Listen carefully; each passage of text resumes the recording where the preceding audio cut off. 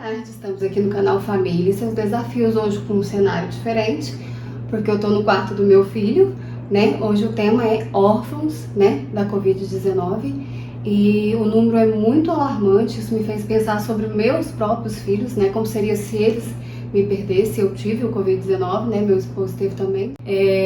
Infelizmente, eu penso que a maioria dos psicólogos hoje tem pacientes com essa temática, né? Tem crianças com essa temática e é realmente muito difícil, né, atendê-los, porque é uma dor muito real e que infelizmente tem um número alarmante. Vou deixar para vocês aqui a fonte, né, que eu pesquisei embaixo, né, da descrição do vídeo, mas o dado diz que é 1,5 milhões de crianças no mundo inteiro perderam um dos pais ou avós, né, ou o seu cuidador. 1,5 milhões de crianças. É muito, né? E o Peru está em primeiro lugar. A cada 100 crianças, uma ficou, né, com essa perda. E no Brasil está em quarto lugar, quer dizer, está muito, né, o número de crianças que perderam os pais, ou avós, ou cuidadores. Aqui ficou mais de 130 mil crianças, né, tiveram essa perda.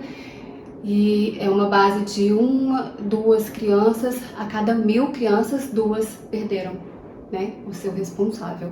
Então é algo muito difícil, porque quando, né, se perde um dos cuidadores, um responsável, um pai, uma mãe, uma pessoa tão próxima, né, que você tem um vínculo tão forte, essa criança com certeza ela fica mais suscetível a desenvolver um transtorno mental, como depressão, crises de ansiedade, né, transtorno de pânico ou qualquer outro transtorno, né, agressividades, né, tudo depende da história dessa criança e da tendência, né, da personalidade dela também.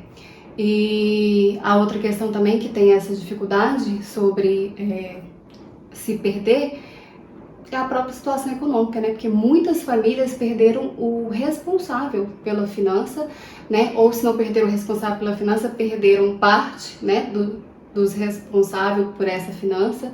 Então, assim, tem muita família tendo dificuldades quando não perderam os 2 pais, né? Os 2 cuidadores. E aí a gente vê uma outra questão que expõe essa criança a mais problemas, né? Porque aí alguém vai ter que cuidar dessa criança, alguém que não estava preparado, ou dessas crianças, né, vai ter que assumir esse filho ou filhos que estão agora sem pais. E aí, então, um tio, um vô, uma avó que às vezes não estava preparado, então assume, muitas vezes não vai cuidar do jeito que gostaria, porque é uma situação que lhe foi imposta. Então essa criança está suscetível sim a abusos emocionais, físicos e até sexuais. Então, estamos numa situação muito crítica. O que a gente pode fazer, então, para ajudar essas crianças, essas famílias? Eu tenho certeza que a maioria de nós tem alguém perto, né, que perdeu, né? Hoje o vídeo é específico para as crianças, mas eu creio que você pode adaptar isso, né, para a pessoa que estiver próxima a você e que perdeu alguém também, ok? Então, como que eu posso ajudar uma criança a elaborar esse luto, né, de uma pessoa tão importante que é um pai e uma mãe, né, um responsável, uma pessoa que está ali como modelo na vida dela, né? Retirar as consequências dessa perda é impossível, né? Porque é uma perda irreparável no sentido completo. Mas é possível essa criança se adaptar, né, com essa perda.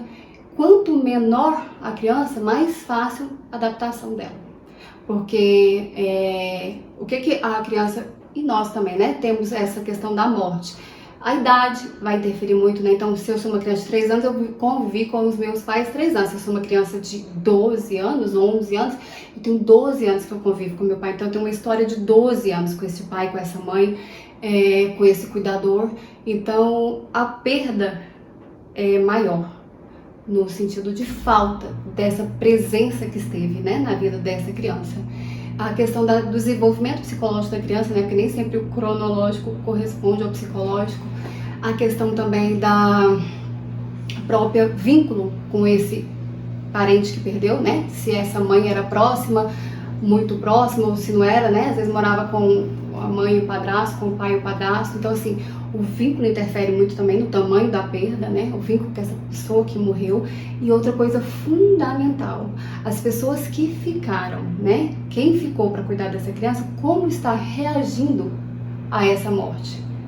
essa reação também interfere completamente na elaboração do luto da criança, que a gente chama dessa forma, né? Como que essa criança vai resolver esse luto, essa perda, depende muito de quem fica, né? Os testemunhos que a gente vê, né, de famílias que perderam e que conseguiram superar a morte, não só agora no Covid, mas em outras situações, é o apoio que tiveram de amigos, de familiares, de igrejas, né? Então, o apoio que a pessoa que perde alguém recebe é fundamental para essa pessoa se restabelecer.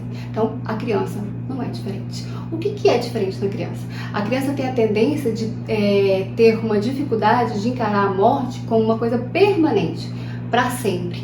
Porque o tempo na cabeça da criança é diferente, né, do nosso. Então, esse para sempre, como assim? Nunca mais vou ver, nunca mais vai voltar? Então, ela tem essa dificuldade.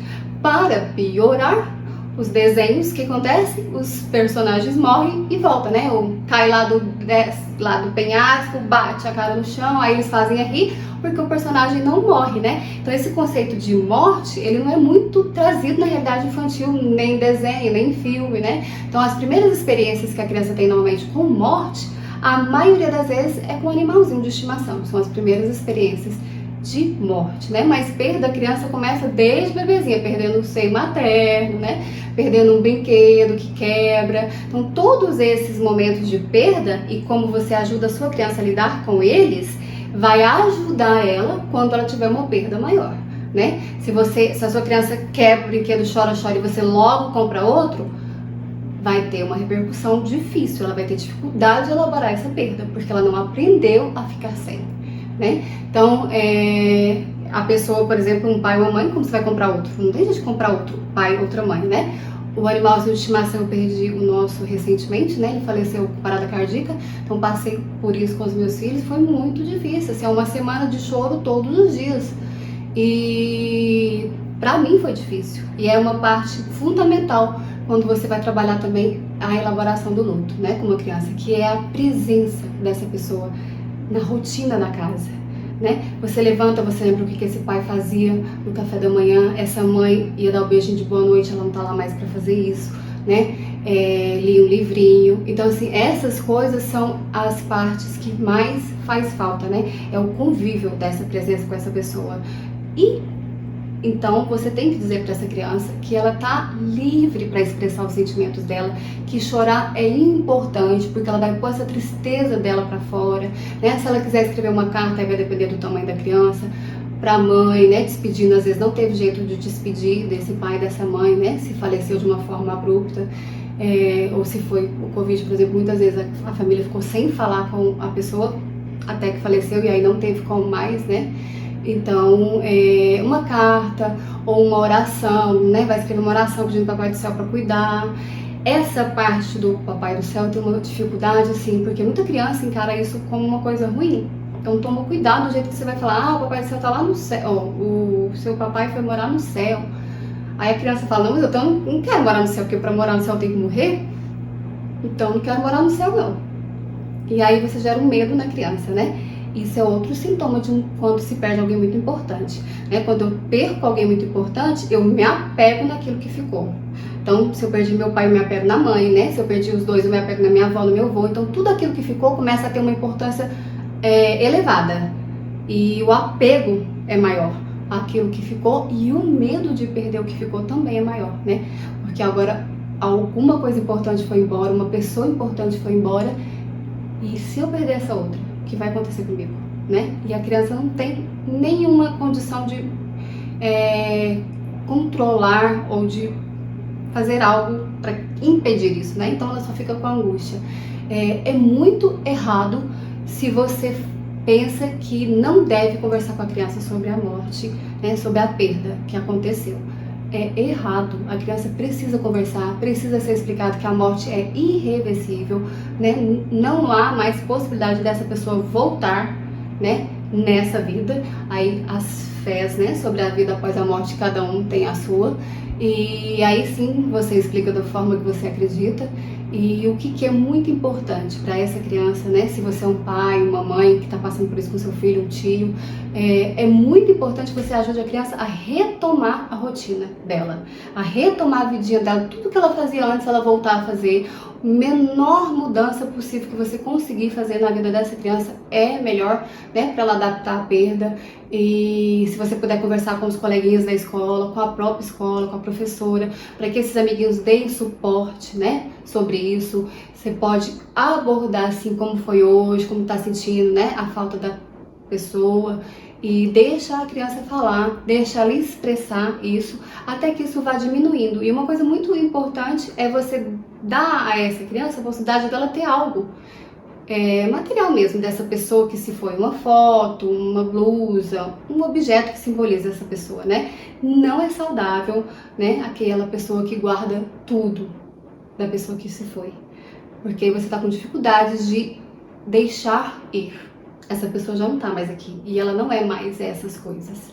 E não tem nada de errado você doar os objetos dessa pessoa, porque ela não vai mais usar aqui. Então não existe por que você guardar, né? Agora, coisas importantes, valorosas para a pessoa que foi, sim, eu acho importante, porque é um simbólico, né, para quem fica. E então não tem nenhuma importância você fazer um álbum, um vídeo, porque essa criança, quando ela tiver saudade, ela relembrar esse pai, essa mãe, esse avô, essa avó, e aí fazer essa transição dessa pessoa que antes era presente fisicamente para uma presença de sentimento, de coração, né, de mente, de lembrança, e não mais presença material. A pessoa ela não vai embora, né? Ela para sempre está conosco, para sempre está na nossa memória, na nossa história de vida, mas ela não está mais aqui presente fisicamente. E isso precisa transitar, né? Porque senão você fica o tempo todo esperando a porta abrir para aquela pessoa voltar. Claro que o primeiro momento, isso é muito real, né? Todo mundo que passa por um luto sabe disso. A impressão que daqui a qualquer momento você vai ver aquela pessoa passando ou chegando, né? Até que o tempo vai passando e isso vai concretizando, porque isso não vai acontecer. Mas, então, lidar com a rotina, né? Tudo que fazia antes, continuar fazendo é muito importante. Não evitar os lugares, não evitar as pessoas. É claro que isso é gradativo da medida que a criança vai conseguindo, né? Se a criança não conseguir falar nada, é importante você procurar um profissional, porque essa criança está guardando isso, né? É impossível uma criança que perdeu um pai, uma mãe, uma avó, uma pessoa, um avô, uma pessoa que cuidou dela, não ter o que expressar, né? Ela não está conseguindo expressar, certo? É isso. Espero ter ajudado, né, com um tema tão difícil. Se inscreve no canal se você não for inscrito e nos ajuda a ajudar mais vidas. Passa esse vídeo, né, para famílias que você conhece que perdeu alguém. Muito obrigada. Até o próximo vídeo.